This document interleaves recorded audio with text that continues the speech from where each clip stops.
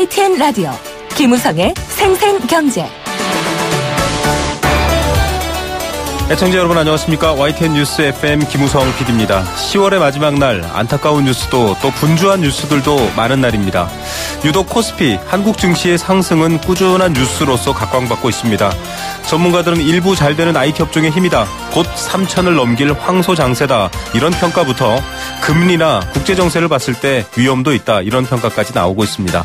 한국 기업의 가치, 한국 경제의 가치를 가늠할 코스피 얼마나 올라갈까요? 또 어떤 요소들이 고민돼야 될까요? 전문가와 함께 이야기 들어봅니다.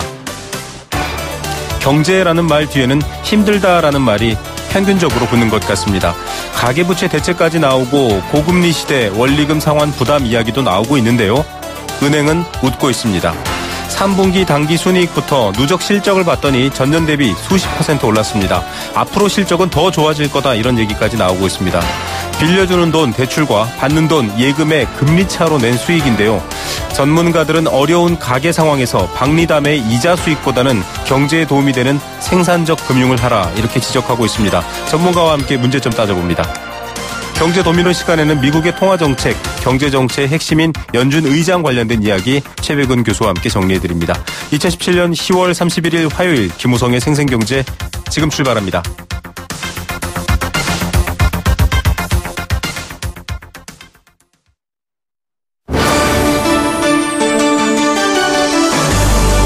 YTN 라디오 김우성의 생생경제.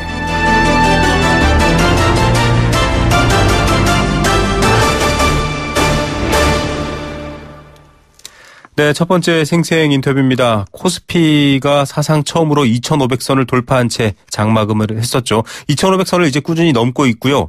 새로운 용어 2,500 이후라는 개념까지 등장하고 있습니다. 증시 상승 어떻게 봐야 될까요? 1983년 지수 출범 이래 이렇게 높은 지수를 기록한 적은 없습니다. 물론 오르락내리락 반복하고 있지만 장기적으로 상승 추세다라는 평가는 있는 편입니다. 여러 가지 변수들도 좀 지켜봐야 된다라는 얘기가 있는데요. 한국 증시 어떻게 봐야 될지 전문가와 함께 이야기 들어봅니다. 하이투자증권 박상현 전문위원 전화로 연결합니다. 위원님 안녕하십니까? 예, 안녕하세요. 네, 오늘 증시도 계속 상승세 같은데 어떻게 진행되고 있습니까? 예, 오늘 국내 주식시장은 장 초반에 미국 증시 하락으로 좀 하락 출발을 했는데요. 또 10시경에 한중 양국 정부가 관리 개선 성명서를 이제 공동 발표하고 또 이제 삼성전자 실적이 좀 발표되면서 지금은 1% 가까이 오르면서 2,520선을 사실 좀 상회하고 있는 그런 상황입니다. 네. 자, 증시 여러 요건에도 좀 좋다 이런 얘기가 있는데 사상 처음 2,500선을 돌파했는데 일단 이 2,500선에 많은 관심들을 기울입니다. 그 의미도 궁금하고요. 또 이렇게 상승하게 되는 근본적인 배경, 힘 뭔지도 좀 궁금한데요. 예, 일단 2,500선이라는 건 사실 저희가 한 번도 넘어서지 못한 선이었고요. 특히 이제 국내 주식시장 자체가 수년간 소위 박스피라고 해서 이제 박스권에 사실 갇혀 있는 상황에서 지난해부터 이제 주식시장이 올라가면서 계속 사상 최고치를 좀 경신하고 있다는 측면에서 상당히 좀 의미를 좀 둘 수 있는 부분들이 있는 것 같고요. 네네.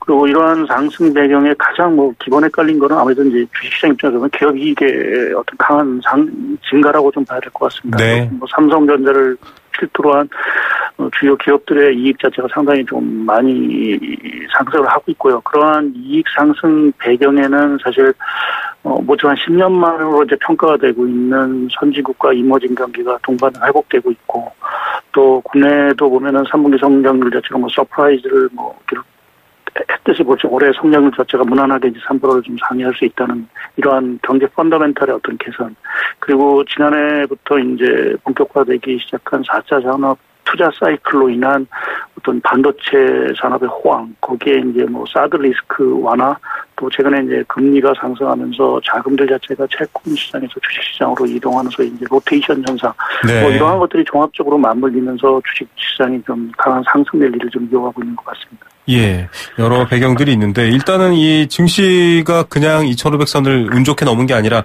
지금 어떤 보도를 보니까요.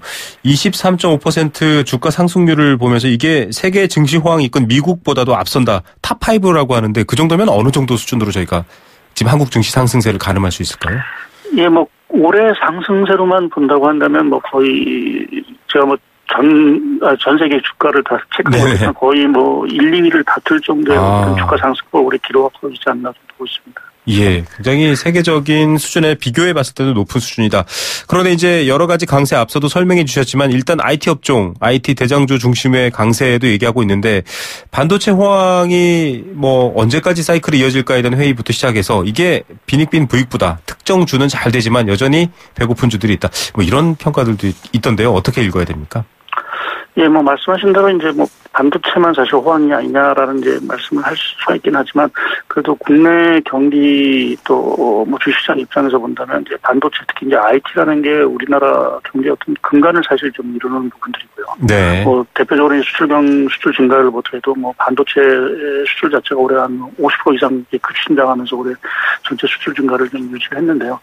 근데 사실 이 반도체 호황만 이제 호황이기 때문에 뭐 다른 쪽은 덕을 못 보는 게 아니냐라고 하겠지만 사실 삼성전자가 이렇게 호황을 누리면서 이제 투자라든지, 그러니까 설비 투자라든지 이런 것들을 결국 뭐 확대할 수밖에 없는 부분들이고요. 네. 또 그러한 것들이 결국은 중간 뭐 중소업체라든지 또 원부자를 이제 납품하는 업체에도 사실은 그러한 이익 자체가 이제 흘러내려갈 수 있는 부분, 뭐 이러한 것들을 좀 저희가 생각해 본다고 한다면, 뭐 반도체 호황으로 인해서 약간 좀 불균형적인 회복이긴 하지만 그것이 반도체가 미치는 국내 어떤 파급 효과를 봤을 때 그렇게 뭐 우려할 정도의 상황은 아니지 않습니까? 더구나 최근에 상황 자체가 반도체뿐만 아니라 여타 업종으로까지 이제 회복세 자체가 이제 확산되고 있는 그러한 분위기를 좀 감안한다고 한다면, 저희가 뭐 당분간은 좀 즐겨야 되는 게 아닌가 생각을 갖고 있습니다. 예, 이 반도체 착시 효과 이런 말까지 하면서 우려하시는 분들도 있지만 좀 당분간은 좀 즐겨야 되는 것 아닌가라는 흐름, 지금 뭐 한중 관계 개선까지 호재를 봤을 땐 좀 즐겨야 될 것 같습니다. 일단 앞서 말씀하신 이 가장 관심 있게 끌고 가는 이 주가 뭐 대장주죠. 삼성전자 얘기가 빠질 수가 없는데 뭐 실적이 어마어마합니다. 분기 사상 최대 실적 이런 얘기도 하고 있는데 어떻게 좀 분석하십니까? 예, 뭐 올해 3분기 실적이 뭐 14조를 사실 넘어선 상황들이고요.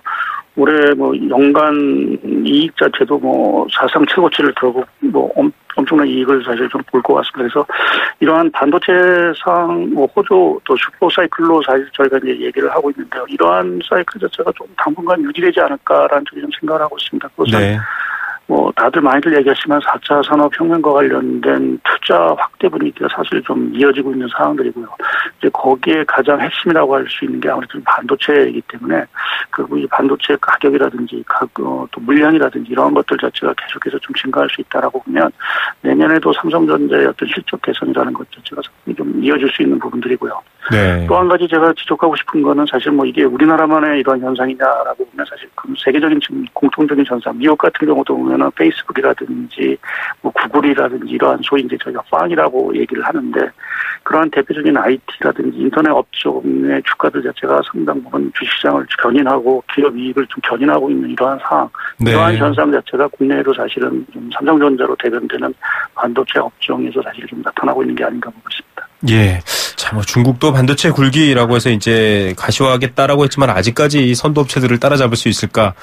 당분간은 좀 상승세가 계속된다라는 말은 이견이 없을 것 같은데요. 일단 금리 인상, 뭐 한국은행 금통위도 지금 일단 금리 인상 올해 안에 있을 것이다라는 전망이 팽배하고 미국 금리도 마찬가지지 않습니까? 금리라든지 이런 환경이 변했을 때는 뭐 큰 영향 없을까요? 어떻게 보십니까? 예, 뭐 아무래도 저희가 이제 저금리, 제로금리, 뭐 미국 같은 경우 이제 제로금리에 사실 길들어진 상황들이기 때문에 금리 상승이라는 거는 아무래도 사실은 뭐 이제 좀 부담스러울 수밖에 없는 부분들이고요. 그래서 저희가 뭐 가끔가다 얘기하는 게 금리가 오를 때마다 13년에 있었던 이제 긴축 발작, 그런 리스크가 재현되지 않을까 하는 이제 우려를 사실 좀 많이 하고 있습니다.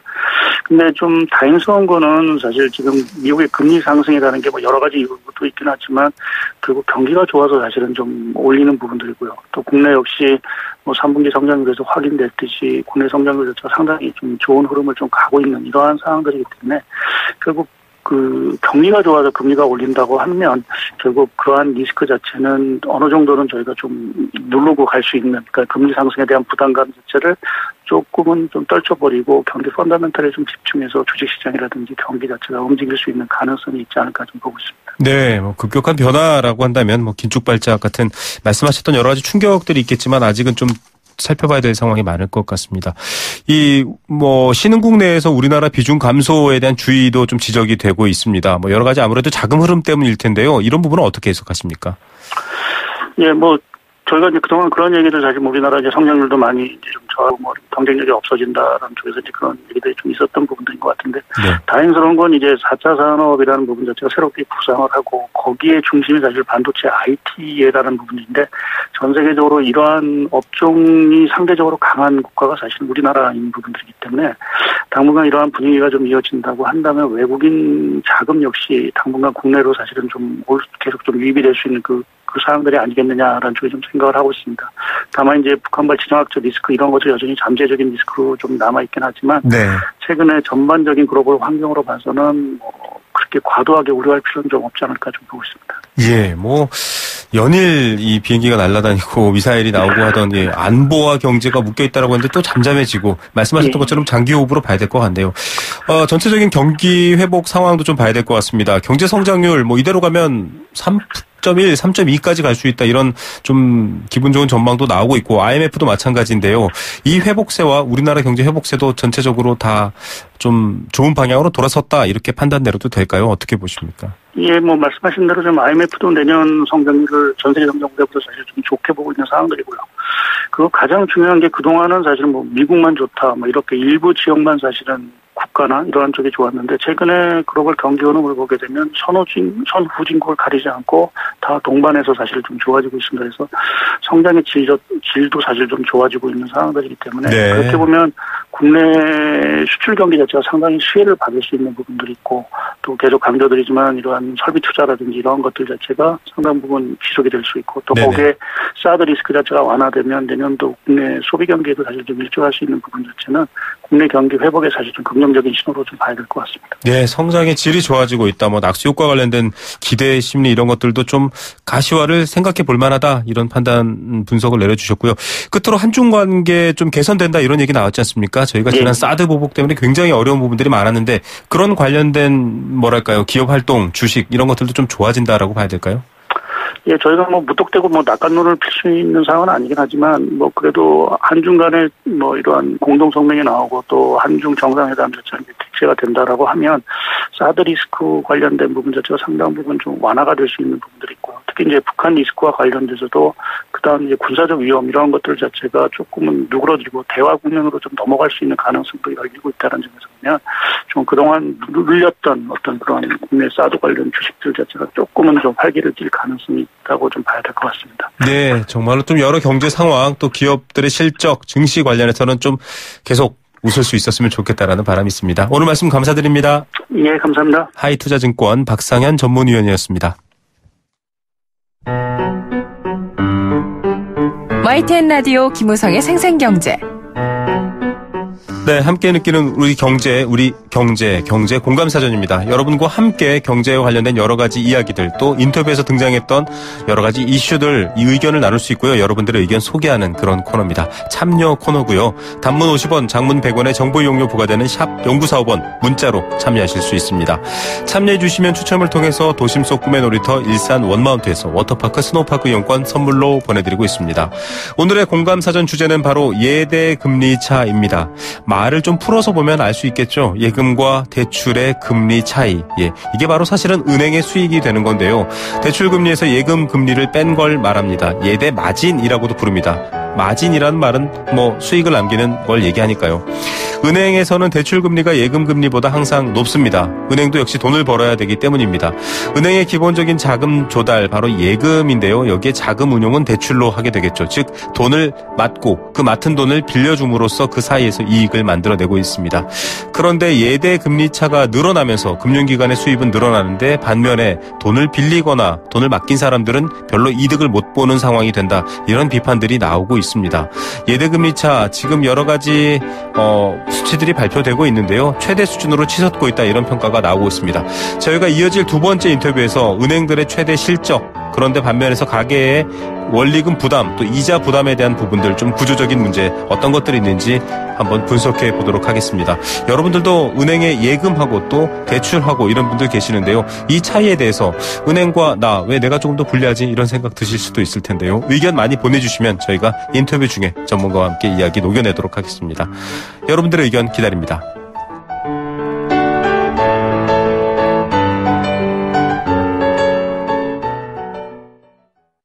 네, 생생경제일부 포스코와 함께했습니다. 캠페인 2개 듣고 이 시각 주요 경제 뉴스 정리해드립니다.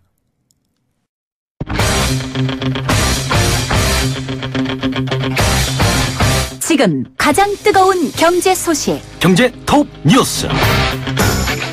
네, 현재 시각 3시 26분 36초 막 지났습니다. 애청자 3518님, 자영업자들은 다 죽고 가고 있는데 경제 좋아진다는 게 무슨 말입니까? 잘 못 알아듣겠네요. 의아스럽습니다. 하셨는데 맞는 말씀이십니다. 여러 경제 지표가 모든 국민들, 구성원들의 이 경제 상황을 설명할 수는 없는데요. 좀 기업이라든가 증시 위주 얘기해드리고 있고요. 또 자영업자랑 서민 상황도 저희가 들여다보도록 하겠습니다.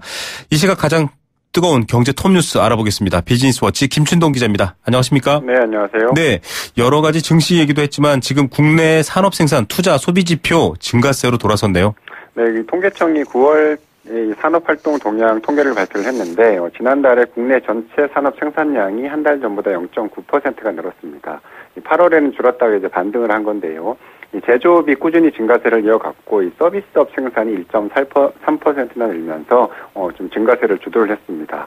이 소비를 나타내는 지표인 국내 소매 판매액도 3.1% 늘면서 이 8월엔 마이너스에서 증가세로 돌아섰는데요. 지난 2월 이후에 7개월 만에 증가율이 가장 높았습니다. 설비 투자는 5.5% 늘면서 역시 석 달 만에 증가를 했는데 생산과 투자, 소비 이 세 가지 지표가 동시에 늘어난 건 1년 3개월 만이라고 합니다. 예, 전체 기업 실적이야 지금 코스피를 통해서도 드러나고 있는데 이렇게 된 배경 뭐로 봐야 될까요? 일단 이 전월 대비 지표인데 우선 8월 달에 자동차 업계의 부문 파업이 있어서 이게 좀 정상화되면서 생산량이 반등했고요. 네. 또 조선업종에서도 이 인도기 도래한 선박이 좀 일시적으로 늘었다고 합니다. 그러면서 지난달에 자동차 생산은 3.8%, 선박을 비롯한 이 기타 운송 장비 생산은 19.6%가 늘었습니다. 또 10월에 역대 최장 연휴를 앞두고 이 명절 선물 구매처럼 이 부쩍 소비가 늘면서 소비에도 좀 긍정적인 영향을 준 것으로 풀이가 됩니다. 설비 투자는 이 반도체 투자가 다시 늘어난 영향이 컸다고 합니다. 네. 자, 삼성전자 이야기 앞서도 한번 봤지만 올해 3분기 매출, 영업이익률 모두 사상 최고 성적 표현했죠? 네, 삼성전자가 올해 3분기 매출이 62조 489억 원, 영업이익이 14조 5,332억 원을 기록했다고 밝혔습니다. 지난해 3분기와 비교하면 매출은 29.7%, 영업이익은 179%나 늘어난 겁니다. 매출과 영업이익 모두 올해 2분기에 이어서 역대 최고치를 또 갈아치웠고요. 네. 영업이익률도 23.4%를 기록하면서 최고점을 찍었습니다. 이에 따라서 삼성전자는 올해 3분기까지 누적 영업이익이 38조 4,981억 원에 달하면서 이미 연간 최대 기록을 넘어섰고요. 4분기에도 역대급 실적이 좀 예상이 되고 있어서 올해 연간 매출은 240조 원, 영업이익은 54조 원을 넘어설 것으로 좀 추정이 되고 있습니다. 예, 앞서 이 문자 주신 자영업자분 힘들다는 것과 정말 대비되는 좋은 실적인데 좀 낙수 효과 있었으면 좋겠습니다. 배경 어떻게 봐야 될까요? 역시 반도체 힘일까요? 네, 맞습니다. 올해 3분기 삼성전자의 반도체 사업 부문 매출을 보니까 19조 9,100억 원, 영업이익이 9조 9,600억 원에 달했는데요. 전체 매출의 32%, 영업이익은 무려 69%를 이 반도체가 담당을 했습니다. 특히 이제 반도체 사업 부분의 영업이익률이 무려 50%에 달하면서 이 종전 최고 기록인 45%를 훌쩍 뛰어넘었는데요. 네. 이 100원을 팔아서 50원을 남기는 장사를 했다는 건데 반도체가 초호황을 누리고 있기도 하지만 그만큼 이 반도체 시장에서 이 삼성전자가 독보적인 위치를 점하고 있다 이렇게 좀 보시면 될 것 같습니다. 다만 반도체 시황은 좀 사이클이 있어서 지나친 쏠림 현상은 좀 우려 요인으로 좀 꼽히고 있습니다. 네, 다른 대비가 필요하다 이런 얘기군요. 다른 얘기 해보겠습니다. 상반기 성수동 카페거리 상가 임대료를 봤더니 굉장히 많이 올랐다 이런 보도가 나왔네요. 네, 국회 기획재정위원회 소속의 더불어민주당 박강원 의원이 서울 지역 주요 상권의 좀 임대료를 분석을 했는데요. 성수동 카페거리의 임대료가 올해 상반기에만 4.18%나 올랐습니다. 전국 소규모 상가 평균 상승률이 0.1%, 서울 지역만 봐도 0.3% 정도니까요. 임대료가 좀 아주 가파르게 올랐다고 지금 보시면 될 것 같습니다. 네. 성수동은 원래 이 과거에 구두와 원단을 다루는 공장 또 창고 밀집 지역이었는데 최근에는 이 개성 있고 좀 아기자기한 맛집들이 들어서면서 이 소셜 네트워크 서비스를 통해서 좀 인기를 얻고 있다고 합니다. 성수동 카페거리 외에도 홍대와 대구 방천시장, 인천 차이나타운의 임대료 상승률은 또 높았다고 합니다. 예, 이 성수동도 정말 이 젠트리피케이션 얘기 많이 지적되는 곳인데 가로수길, 삼청동 이런 유명한 곳은 또 임대료가 떨어졌네요. 네, 가로수길과 삼청동, 이 북촌 같은 이 상권 지역도 상권이 활성화되면서 이 원주민들이 밀려나는 대표적인 이 젠트리피케이션 지역으로 꼽혀왔는데요. 이들 지역의 상가 임대료는 오히려 떨어졌습니다. 가로수길이 2.58% 내렸고요. 삼청동길은 2.54%, 북촌은 1.89%씩 떨어졌습니다. 다만 이 절대적인 임대료 수준을 보면 이 가로수길이 3.3제곱미터당 평균 월세가 41만 6천 원으로 가장 높았고요. 삼청동길과 북촌이 그 뒤를 이었는데 워낙 임대료가 높다 보니까 좀 가격이 좀 떨어졌다 이렇게 보시면 될 것 같습니다. 전국의 소규모 상가의 평균 월세는 3.3제곱미터당 7만 원, 서울은 17만 2천 원을 기록을 했습니다. 네. 자, 내년 2월부터 법정 최고금리 24%로 내리고 이거 공약이기도 했었는데요. 네, 그 정부가 국무회의를 오늘 오전에 열었는데 법정 최고금리를 24%로 내리는 이 내용의 대부업법 이자 제한법 시행령 개정안을 의결을 했습니다. 이에 따라서 이제 내년 2월 8일부터 이 대부업자와 여신금융회사에 적용되는 최고금리가 27.9%에서 24%로 또 10만 원 이상 4인 간 거래에 적용되는 최고금리도 25%에서 24%로 각각 인하가 됩니다. 새 법정 최고금리는 새롭게 돈을 좀 빌릴 때만 좀 적용이 되고요.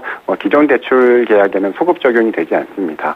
다만 이 기존의 대출 계약을 연장을 하거나 또 갱신을 할 때는 이 혜택을 받을 수가 있는데 그러니까 이제 법정 최고금리 인하 전에 기존 대출을 좀 갱신할 필요가 있으면 내년 2월 8일까지 단기 대출을 좀 이용하면서 기다렸다가 좀 갱신을 하시는 게 좀 좋을 것 같습니다. 예. 자, 금리가 높다라는 거는 역시 위험에 대한 대비, 그러니까 이 금융상품을 파는 사람 입장에서는 그런데 이렇게 낮추게 되면 신용도 낮은 사람들 아예 대출 못 받고 또 내몰리지 않나 이런 우려도 있던데요. 네, 이 대부 업체들은 그런 걸 좀 많이 주장을 하고 있는데요. 이 한국대부금융협회가 내년부터 이 법정 최고금리가 24%로 내리면 이 대부업체 이용자 35만 명 정도가 이 사금융 시장으로 그러니까 좀 제도권 바뀌죠. 네. 이쪽으로 좀 내몰릴 것이라는 분석을 내놨습니다. 대부업체들을 대상으로 좀 최근 설문조사를 좀 진행을 했더니 법정 최고금리를 내리면 5개사 가운데서 12개사가 신규 대출을 줄이겠다고 답했고요. 2개사는 아예 중단할 수밖에 없다는 응답을 내놨다고 합니다. 예, 또 풍선 효과 어떻게 될지 지켜봐야겠네요.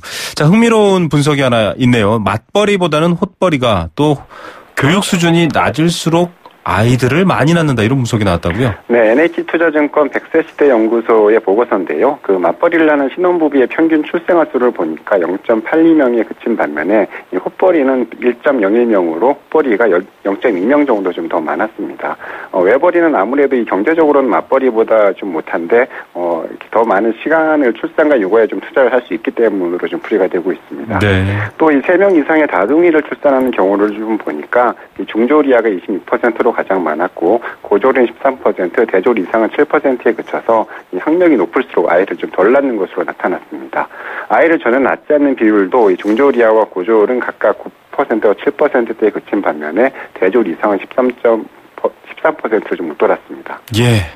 학력보다는 아이를 키울 수 있는 환경도 중요할 것 같네요. 자, 오늘의 톱뉴스는 어떤 것 고르시겠습니까? 법정 최고금리 인하 기사를 꼽고 싶은데요. 이 최고금리를 내려서 이자 부담을 덜어주는 건 분명히 좋은 방향이긴 한데 그 여파로 대출을 받지 못하는 계층에 대한 대비책도 좀 마련할 필요가 있지 않나 이런 생각이 좀 들었습니다. 예, 전체적인 대책이 아니면 또 풍선 효과 항상 걱정해야 할 일인 것 같습니다. 오늘 뉴스 감사드립니다. 네, 감사합니다. 비즈니스워치 김춘동 기자였습니다.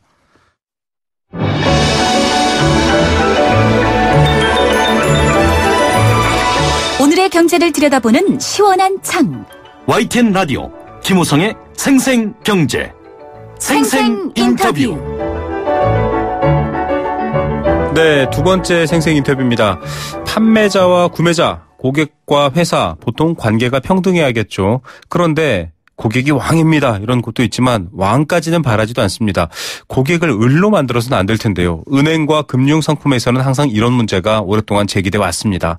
같은 돈을 거래하는 은행과 대출 고객 사이에 희비가 엇갈리는 상황인데요. 은행의 실적들 봤더니 정말 유례없는 호조다라고 할 만큼 실적이 좋습니다. 금융지주사들의 깜짝 실적, 가계부채 대책이 나오고 금리 상승 환경도 예고되고 있음에도 불구하고 여러 가지 소비자들에겐 좀 탐탁치 않아 보일 정도로 실적이 좋습니다. 물론 은행도 기업이고 이익 추구를 하는 일이 나쁜 일은 아닙니다. 그러나 지금의 경제 상황에서 고객의 고통보다는 기업의 이익에만 박수를 보내긴 힘들다 이런 얘기죠. 금융소비자 권익을 위해서 다양한 활동하시는 분이죠. 금융소비자원 조남희 대표 연결해서 어떤 상황인지 실적 구조, 상황, 문제점 알아봅니다. 대표님 안녕하십니까? 네, 안녕하세요. 반갑습니다. 네, 주요 금융지주사 3분기 깜짝 실적이 화제가 되고 보도가 되고 있습니다. 뭐 굉장히 높다라고 하는데 어느 정도 수준입니까? 네, 말씀하신 대로 은행을 기반으로 하고 있는 금융지주사나 대형 은행들이 올해 3분기 실적이 전년 대비해서 크게 증가한 것으로 나타났는데요. 네. 네, KB금융지주의 경우에는 전년 대비해서 63%가 증가하면서 2조 7,600억이라고 하는 이익을 남겼고요. 네. 신한금융지주의 경우에는 전년 대비 한 25% 상승한 2조 7천억 원, 하나금융지주의 경우에는 1조 5천억, 우리은행의 경우에는 1조 4천, 기업은행의 경우에는 1조 2천억 등 이 대출을 주요 수익 기반으로 하는 은행들이 대규모 이익을 실현하고 있는 반면에 높은 이자를 부담하고 있는 대출자, 즉 소비자들은 크게 이제 이러한 모습에서 씁쓸할 수밖에 없는데요. 이러한 규모가 얼마나 큰지를 좀 잘 상상을 못 하시기 때문에 네네. 제가 이걸 비교해드리면 네. KB금융지주의 당기 순이익이 2조 7,600억인데요. 네네. 이걸 삼성전자나 현대자동차의 이익으로 비교해보면 네. 인원으로 비교해보면 삼성전자가 올해 상반기에만 순이익이 11조가 났거든요. 네. 그런데 이 인원을 전년 말 인원 대비로 해서 KB금융지주가 이익을 낸 것을 보면 한 5조 5천억을 낸 거나 다름없는 네. 그러한 이익을 낸 것과 비교해 볼 수 있고요. 네네. 또 하나 현대자동차하고 비교해 볼 때는 현대자동차의 경우에는 올해 상반기 이익이 2조 3천억입니다. 네네. 그런데 이것을 인원 대비해서 KB금융지주가 이익을 얼마를 냈냐면 현대자동차의 1.7배인 한 3조 9천억 정도의 이익을 낸 것과 같은 네. 어떤 규모라고 보면 물론 업종은 다르지만 이러한 이익 규모가 이렇게 우리가 알고 있는 이러한 회사들의 이익 규모하고 비교해 본다면 대단히 크다고 하는 것을 알 수 있다는 것이죠. 네, 은행이 참 돈을 잘 벌었다. 지금 이런 얘기입니다. 물론 기업 활동 열심히 해서 실적 잘 나는 거 칭찬받을 일일 수도 있겠지만 좀 상황을 들여다보면 누군가 웃는데 누군가는 울 수밖에 없는 상황이거든요. 좀 구조를 봐야 된다 이런 말씀들을 많이 하시는데 이 이익의 대부분이 가계빚이라고 하는데 맞나요? 그렇습니다. 작년 9월부터 은행들이 본격적으로 금리를 올리기 시작했거든요. 이제 미국 금리가 오른다는 그러한 이유로 해서 작년 9월부터 금리를 올리기 시작한 것이 이 올해 이제 그 9월까지 한다면 1년이 됐지 않습니까? 네. 그러다 보니까 1년 동안의 이익이 크게 증가한 것이 지금 이번 3분기의 실적에서 그대로 이제 나타난 것인데요. 조금 전에 언급한 5개 은행들이 지난 1년간 주택담보대출을 평균적으로 올린 것이 0.41%로 올렸는데요. 네네. 1년제 정기 예금의 경우에는 신한은행만 0.27%로 올린 반면에 국민은행이나 우리은행, 기타 은행들은 그대로 하나도 올리지 않았고요. 오히려 농협의 경우에는 0.1% 혹은 0.35%를 오히려 낮췄습니다. 네. 이는 은행들이 어떤 자신들의 어떤 대출 고객에 대해서 받는 요구하는 시장 금리 상승이라는 이유로 네. 해서 높게 대출 이자를 받는 반면에 예금 고객에게는 과거보다 더 오히려 낮은 이율이나 똑같은 이율로 준다고 하는 것은 현재의 은행들이 그 예대 마진이 얼마나 높다고 하는 거, 네. 지나치지 않느냐 하는 비판을 받기에 충분하다는 그런 이유가 되겠죠. 예, 지금 YTN 생경제 처음 사연 주신 분이네요. 5558 애청자님. 저는 조금이라도 안전하다는 생각 때문에 은행에 돈 맡기는데 이자가 너무 적어서 이거 은행만 잘 사나 하는 느낌이 듭니다. 어느 은행이 이자가 더 높을까 해서 찾아보게 되는데요. 대출 때처럼 좀 이자 잘 쳐서 받을 수 있으면 좋을 것 같은데 궁금합니다. 이렇게 사연 주셨는데 지금 조남희 대표께서 설명해 주신 것처럼 계속 격차가 벌어집니다. 예금하면 주는 은행이 줘야 되는 이자는 아주 적어지고 있고요. 대출하면 내야 되는 이자는 아주 많아지고 있는 상황. 그렇습니다. 물론 일반적이진 않겠지만 이런 게 실적의 배경이라니까 좀 씁쓸하다. 구조가 문제다. 지금 이런 지적이 나오고 있는데 네. 보니까 정부가 가계부채 내놓고 있지 않습니까? 네. 대출 수요도 막아서 대출 좀 덜하게 하겠다. 별 얘기가 나오고 있는데 네. 정작 은행은 지금 박리담회로 네. 가계 이자로 지금 돈방석에 안고 있다. 굉장히 아이러니하거든요. 이거 어떻게 봐야 될까요? 네, 그렇습니다. 앞으로 크게 보면은요, 이 우리나라 그 경제 성장도 저성장이고요. 큰 틀에서는 저금리 구조가 이제 고착화되는 측면에서는 높은 금리를 지불하고서는 사업을 한다고 하면 망할 수밖에 없는 구조이거든요. 네. 그런 점에서는 비교적 낮은 금리를 제공하는 은행 거래를 할 수밖에 없는 상황에 사실은 내몰리는 상황입니다. 네. 그런데 이러한 것들의 상황과는 배치되게 은행들이 이런 상황을 충분히 활용하면서 말씀드린 것처럼 대출 이자와 예금 이자의 어떤 차이, 순 이자 마진을 활용하면서 그 대출 이자는 높게 활용하고 또 그 예금은 낮게 주는 것으로 해서 더더욱 수익 기반은 확고하게 또 확대시키는 것은 어떻게 보면 향후에도 이러한 비판과 문제라고 볼 수 있는 것이죠. 아니 보통 예전에는 열심히 은행에 저금하면 은행이 그 돈을 기업에 빌려줘서 한국 경제가 살아나다. 이게 제가 어릴 때도 그렇고요. 저축 장려했던 이유기도 한데 지금 기업들에는 대출 안 하고 지금 주택담보라든지 가계대출에 너무 의존한다 이런 말도 있더라고요. 네, 그렇습니다. 은행들이 이제 뭐랄까요, 대출 위험이라든지 어떤 원금의 손실의 위험을 기업의 위험이 크다고 보고 또 경기의 변동성이 크다고 보고 기업 대출보다는 가계 대출에 집중하고 또한 가계의 안정적인 어떤 그 수익을 목표로 또 마음대로 이익을 이자를 올릴 수 있는 그러한 기업보다는 개인이 약하기 때문에 그런 것들을 이용하다 보니까 실질적으로는 은행들이 쉽게 가계에서 어떤 이익을 내고 있다 이렇게 볼 수 있는 것입니다. 정말 쉽게 돈 버는데 정작 가계는 참 대책이 없이 힘든 상황입니다. 이런 가운데 보니까 은행들이 변동금리 상품을 대폭 늘리고 있다 이런 보도가 나오고 있습니다. 뭐 변동금리, 고정금리 소비자가 원하는 거에 따라 선택할 수 있겠지만 이게 나중에 큰 가계 부담이 될 수 있다 이런 얘기가 나오더라고요. 어떤 얘기입니까? 네, 그렇습니다. 이 은행들이 어떤 금리의 위험을 회피하기 위해서 이걸 변동금리로 이제 대출을 해주고 있거든요. 네네. 그러니까 금리가 오르든 내리든 항상 금리의 위험은 고객들이 질 수밖에 없는 구조로 이렇게 만들어 놨거든요. 그러다 보니까 사실은 모든 위험을 소비자가 지는 구조였어요. 네네. 근데 이게 아이러니하게도요. 5년 전인 2012년부터 금융당국은 그때 당시에는 금리가 떨어지고 있는 상황인데도 불구하고 그때는 고정금리를 하도록 유도를 했거든요. 너무 은행 편인데요, 이거? 네네, 그렇습니다. 그런데 금리가 지금 오르는 상황에서는 변동금리로 은행들이 이렇게 전적으로 운용하는 것을 방치하고 있다는 거죠. 그러니까 실제 지금 상황에서는 고정금리를 유도하는 것이 맞음에도 불구하고 이제는 금융당국이 이러한 데에서 조용히 있다는 것은 좀 의아한데요. 이렇게 어떤 소비자 시장적인 측면에서 어떤 그러한 수요나 어떤 요구에는 무시하고 어떤 은행들이 이제 자신들의 위험 회피에만 몰두하다 보니까 결국은 은행만 어떤 크게 이익을 보고 소비자는 모든 위험을 좀 떠안는 구조는 상당히 좀 불합리한 구조가 아니냐 하는 그러한 어떤 비판을 또 받게 되는 것이죠.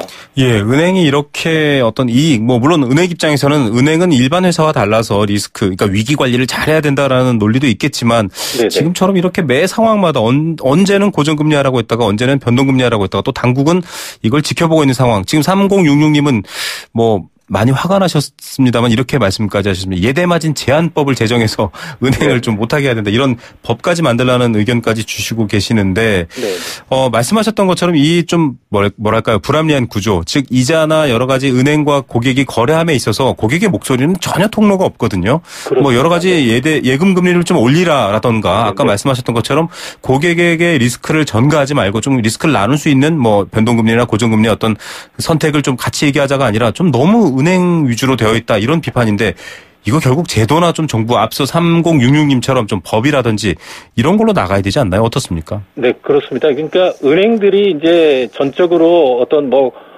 사익을 추구하는 사기업만이 아니고 공적인 기능을 하는 부분도 있는 것이거든요. 그렇기 때문에 은행들은 사회적 책임이라든지 사회적 역할에 대해서도 조금 더 이제 과거보다는 의식을 좀 높일 필요가 있는데요.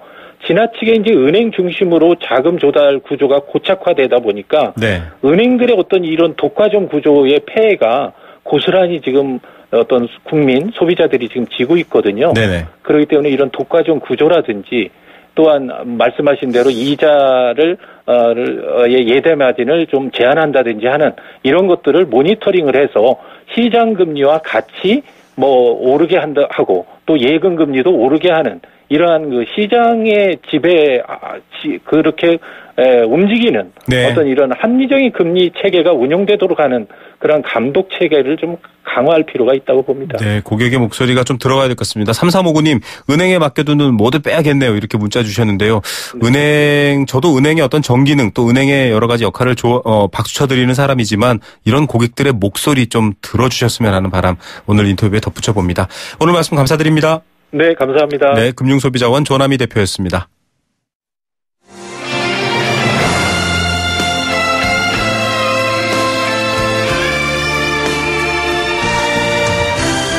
YTN 라디오 김우성의 생생경제 더불어 함께 살아가는 삶 그리고 더 나은 삶을 꿈꾸는 시간 오후에 만나는 싱싱한 라디오 경제 김우성의 생생경제가 대한민국 경제를 지키는 여러분과 지금 함께하고 있습니다.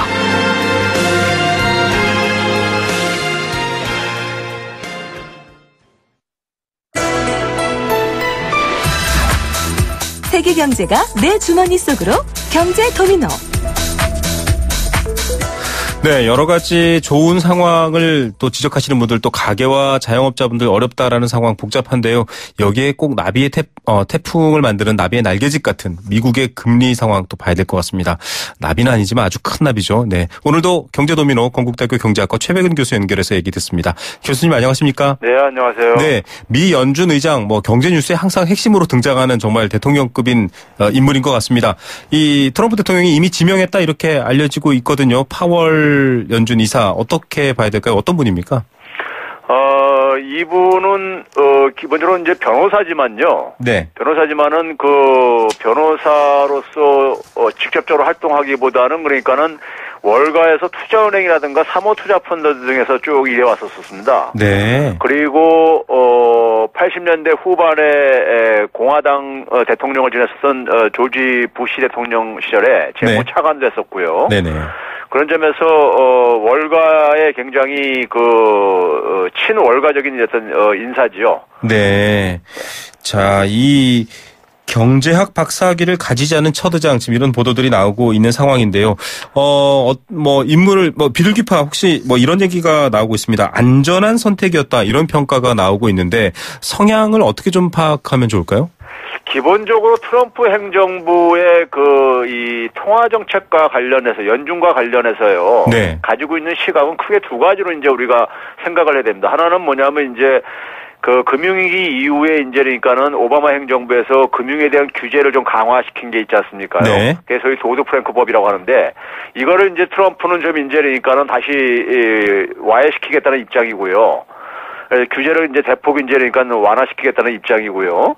그리고 기본적으로 통화 정책은 약달러 저금리를 선호를 하고 있습니다. 네. 근데 이 통화 정책과 관련해 가지고는 사실 오바마 정부에서 쭉 추진해왔었던 연준의 이사회 구조가 하고 네. 큰 갈등을 갖고 있지 않아요.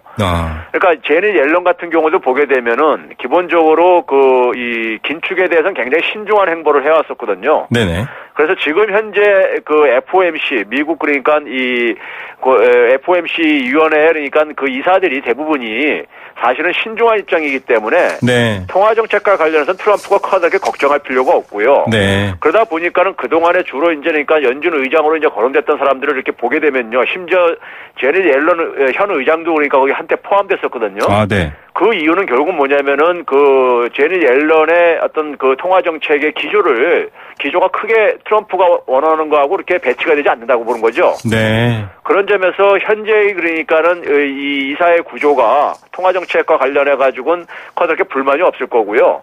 단지 이제 그러니까 이 금융 시장 이제 규제 완화와 관련해 가지고 이 부분을 이제 추가하는 부분과 관련해 가지고 이사진을 그러니까 좀 이제 구성을 좀 바꾸고 있는 상황이라고 보면 되겠습니다. 예, 정말 쭉 이어지는 분위기 속에서 이 트럼프가 원하는 여러 가지 경제 성장 배경 같은 것들을 좀 맞춰줄 수 있도록 좀 뭔가 중립적이다 이런 느낌도 받는데요. 지금까지의 그러면 금융 혹은 통화 정책이 계속 비슷하게 이어질 거다. 긴축 긴축에 대한 여러 가지 충격 혹은 앞서 저희가 긴축 발작 뭐 이런 얘기도 나왔지만 이런 어떤 급격한 이벤트는 없다 이렇게 봐야 되겠군요. 그러니까 이제 사실 급격한 긴축이 없다는 것뿐이죠. 네. 긴축은 이미 시작되고 있고 지금 현재 예정된 아마 예정된 하나의 이 수순대로 대체적으로 이제 큰 변수가 없는 한 이제 가리라고 생각하는데요. 네. 그랬을 경우에 올해 그러니까 지금 이제 12월 달에 금리 인상하면 3차례 인상하는 거거든요. 네. 그리고 내년도 이제 그러니까 지금 현재 연준의 이사들의 대부분의 이제 의견들은 내년도 한 3번 정도 이렇게 생각하고 있거든요. 네. 그럼 내년까지 해가지고 연준의 기준금리가 한 2% 정도에 도달하는 겁니다. 네네. 도달하는 거기 때문에 그동안 뭐 제로금리에 있던 것이 2%까지 올라가게 되면 그것도 상당한 어떤 긴축은 긴축이죠. 네. 그런데 이제 과거에 이제 그러니까 했었던 것처럼 그렇게 굉장히 급격한 어떤 긴축은 하지 않겠다는 점에서 이제 시장은 좀 이제 안도를 하는 것이고요. 네네. 긴축의 흐름은 지금 예정대로 갈 것이고 그 긴축의 흐름에 따라서 이 신흥국가들 한국에 있어서 시장 금리가 올라가는 것도 바로 그러한 이제 여파이기도 하고요. 네. 그런 점에서 충격이 좀 그러니까 강하지 않을 뿐이지 긴축의 기조는 그대로 점진적으로 계속 갈 것이다 이렇게 좀 예상할 수 있겠습니다. 보통 교수님 저희가 이런 뭐 미국의 어떤 금융권 얘기를 할 때 뭐 금융권뿐만 아니라 정치에서도 쓰이는 표현이긴 합니다만 매파 비둘기파 즉 온건하냐 혹은 뭐 아주 강력하게 국가 중심 주도로 뭐 긴축을 추진하느냐 이렇게 평가를 하고 있는데 그런 기준에서 봤을 때 이 지금 확실시는 아닙니다만 아직 이제 확실시되고 있지만 지명은 안 됐습니다만 파월 후보자 어떻게 봐야 됩니까? 매파 비둘기파 기준에서 봤을 때는 한 중간 정도 되시는 건가요? 아니면 말씀하셨던 것처럼 뭐 계속 긴축은 진행되지만 그 수준이 좀 온건하다 이렇게 봐야 되는 건가요? 파월 이분이 이제 그러니까 공화당 의원이고요. 네네. 공화당은 기본적으로 어떤 하나의 준칙에 따라서 이제 이렇게 그 이자율을 결정하자는 이런 입장이거든요. 네. 대량적으로 보다도요. 네네. 그래서 사실 이번에 이제 같이 이제 후보로서 거론됐었던 이제 그러니까는 그 존 테일러 스탠퍼드대 교수 같은 경우가 네네. 그 소위 경제학 교과서에 이제 이자율 준칙이라고 해가지고 네. 그 사람이 이름을 다 테일러 준칙이라고 하는 건데 네네. 그 준칙에 따르게 되면 사실 지금 현재 금리가 3.75%까지 올라가야 됩니다. 더 긴축해야 되는군요. 예, 그런데에도 불구하고 그동안에 그러니까는 준칙을 주장했던 사람들조차도 트럼프 입장 속에서는 약달러 저금리를 선호하다 보니까는 네. 이 준칙을 그러니까는 그냥 그대로 기계적으로 적용하기는 쉽지 않으리라고 보고 있고요. 네네. 그러니까 준칙을 기본적으로 선호하지만은 미국 경제 체질이 완전하게 그러니까 강해지고 정상화가 되기 전에는 그러니까는 그 준칙을 적용하기보다는 상당히 그러니까는 완만하게 진행할 것이고요. 파월이라는 분들은 이분은 제가 쭉 그동안 관찰해 봤을 때는 이 전체적인 대세의 어떤 하나의 이런 의견들을 존중해 하는 것 같아요. 네. 그러니까 어떤 하나의 개인적인 성향이 굉장히 어떤 강하기보다는 네네. 어떤 전체적인 어떤 하나의 집단의 어떤 의견을 굉장히 순응하는 어떤 이런 이제 분인 것 같습니다. 예. 그래서 뭐 여러 보도 안전한 선택, 뭐 중립 이런 표현들이 등장하는데요. 전통적으로 소속 정당이나 활동과 별개로 좀 여러 가지 중의적인 뜻을 모으고 있는 지금 트럼프의 어떤 여러 가지 정책의 어떤 일관성도 줄 수 있는 이런 배경이다라는 해석인데 일단 우리 상황을 좀 봐야 될 것 같습니다. FOMC 연방공개시장위원회도 지금 정례회의가 곧 열릴 건데 일단은 금리가 지금은 오를까라는 의문도 있습니다. 그런데 여기서 나오는 이야기에 따라서 또 한국 기준금리에도 영향을 미칠 것 같습니다. 한국 기준금리는 지금 인상이 거의 올해 안에 한번 확실하다 이런 얘기도 나오고 있는데 어떻게 영향을 줄 수 있을까요? 저는 지금 그래서 이 파월이 되든 누가 되든 간에요. 네네. 되든 간에 이제 그러니까 우리가 12월 달에 금리 인상은 거의 시장에서 기정사실화하고 있는 상황이거든요. 네. 그러면은 이제 한국은행 금통위가 그러니까는 금리를 이제 그러니까는 인상을 할 때 결정할 수 있는 시간이 11월 달뿐이 안 남았습니다. 올해 같은 경우는요. 네. 12월 달에는 회의가 없거든요. 그럼 내년에 이제 1월, 2월로 이제 그러니까 넘겨야 되는데 지금 시장 금리는 이미 그러니까는 기준금리 동결과 관계없이 쭉 올라왔었거든요. 네네. 그런 점에서 이제 그러니까는 연준이 그러니까 12월 달에 금리 인상이 기정사실화 된다면은 그 충격 여파를 그러니까는 나중에 사후적으로 그러니까 조정하기보다는 네. 사전적으로 반영하는 것이 이제 그러니까는 필요하다고 생각해서 지금 이주열 총재석과 한국은행도 그러니까는 좀 11월 달에 이제 긴축의 신호를 그러니까 이거 보내는 이유인 것이고요. 네네. 기본적으로 이제 그러니까는 그 미국이 그러니까 내년에도 그러니까 현재의 기준으로 쭉 갔을 때는 그러니까는 기본적으로 우리 시장 금리가 계속 오를 거기 때문에 네. 우리나라도 거기에 따라서 발맞춰 나갈 수밖에 없다고 보고 있고요. 네네. 불가피하다고 보고 있고. 네. 저는 오히려 이제 정반대의 측면도 좀 우리가 투자자들이라든가 경제활동하는 사람들이 좀 참고해야 될 부분들이요. 네. 아마 8월이 되면요 시장은 굉장히 환호할 걸로 봐요. 네. 그럼 자신들이 예상했던 대로 이제 이거 나타났겠고, 네네. 그다음에 이제 긴축이 굉장히 급진적으로 이루어지지 않을 거라는 걸 이제 확인했기 때문에, 네. 그러면 주식시장이 굉장히 단기적으로는 굉장히 환호할 것 같아요. 예, 단기적으로. 환호하는데 문제는 뭐냐면 그 과정 속에서 자산시장의 거품이 상당히 그러니까 조성될 가능성이 크다는 얘기죠. 예. 이 주식시장에 사실은 붐이 그러니까 트럼프도 굉장히 그러니까 반기는 저거거든요. 굉장히 트럼프가 네네. 지금 여러 가지 인기가 없는 상황 속에서 네. 그나마 이제 그러니까 금융시장의 어떤 붐을 통해서 어쨌든 간에 이런 부분들을 굉장히 선호하고 있는데 네. 이게 이제 이 붐이 지속되면 지속될수록 거품으로 발전할 가능성이 크거든요. 예. 그러면 결국은 이게 이제 거품 붕괴에 대한 가능성도 네. 우리는 그러니까 항상 이걸 이제 준비를 하고 있어야 된다는 얘기죠. 예, 자 단기적 불확실성 제거된 단기적 호재 또 장기적으로는 여러 가지 거품 위험들이 될 수 있다라는 경고 좀 살펴봐야 되겠습니다. 교수님 오늘 말씀 감사드립니다. 네, 감사합니다. 건국대학교 경제학과 최백은 교수였습니다. 네, 생생경제 포스코와 함께했습니다. 저는 내일 오후 3시 10분 다시 돌아옵니다. 김우성의 생생경제였습니다.